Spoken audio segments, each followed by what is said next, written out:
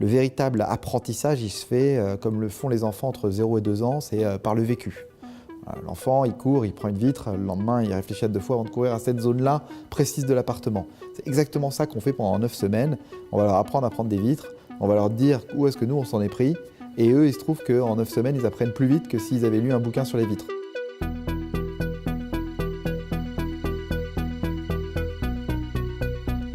On a eu 1000 idées, depuis septembre ça fourmille. Et maintenant c'est un nouveau challenge pour nous, de réussir à faire de l'entrepreneuriat, à sortir quelque chose. On s'est retrouvés dans la même majeure. Olivier avait une idée qui, moi, me plaisait beaucoup. Moi, ça fait très longtemps que je sais qu'il me trotte dans la tête. On a de plus en plus d'étudiants entrepreneurs.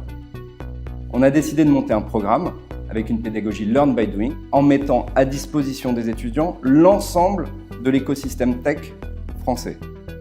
Forcément, on a sauté sur le truc. Moi je me suis dit ok, ta recherche d'emploi, mets-la sur pause, lance-toi là-dedans. Les étudiants se rencontrent lors de meet-up. Les porteurs de projets viennent pour parler et présenter leur projet au reste de la promo. Et des équipes vont se former avec des profils très variés. Et voilà, on a la chance de pouvoir trouver des développeurs parce que c'est un partenariat avec 42. On connaît de mieux en mieux la pédagogie de 42 qui est diamétralement opposée à celle d'HEC. Et en fait, cette confrontation des deux mondes, elle crée quelque chose de magique. J'accompagne des élèves, des jeunes entrepreneurs à la création d'entreprises. L'avantage d'un entrepreneur, c'est qu'il est passé par les mêmes étapes, il est capable de les challenger. Tu peux avoir le meilleur projet, si jamais cette équipe et ces hommes n'arrivent pas à communiquer ensemble et qu'ils n'arrivent pas à se donner une direction, le projet va très très vite capoter. Se lancer en équipe est un vrai challenge. Il faut arriver un peu à linéariser toutes les sinusoïdes de chaque tempérament et de chaque profil. Et c'est vrai que d'avoir le mentor qui va savoir détecter ces moments de down et savoir remettre de l'énergie dans l'équipe, c'est crucial. Et nous, ça nous a beaucoup aidé en tout cas. Au début, on apprend à les connaître, on essaie de voir s'ils vont bien s'entendre, leur personnalité. Et en fonction de ça, on va construire une équipe, construire une harmonie jusqu'à ce qu'il y ait une vraie entreprise qui en sorte. Ce qui nous a fait beaucoup évoluer, c'est la première phase, la phase de design thinking, où on nous demande de remettre à plat toutes nos idées. On s'est rendu compte que une start-up, ça ne se lançait pas juste comme ça. Il y avait vraiment toute une démarche de réflexion, d'analyse. Comment designer un produit qui répond aux attentes de notre marché.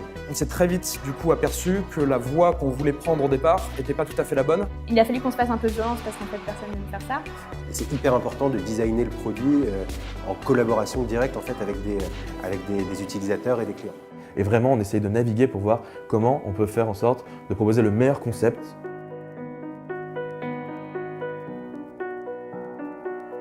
On a 9 semaines, c'est très court, donc il faut vraiment arriver à faire un produit très rapidement. La deuxième phase, ils commencent à développer. D'une manière super agile, avec toutes les semaines du mentoring de VC. C'est vrai qu'en tant que business angel, fonds, peu importe, des boîtes, on en voit 10 par semaine, grosso modo.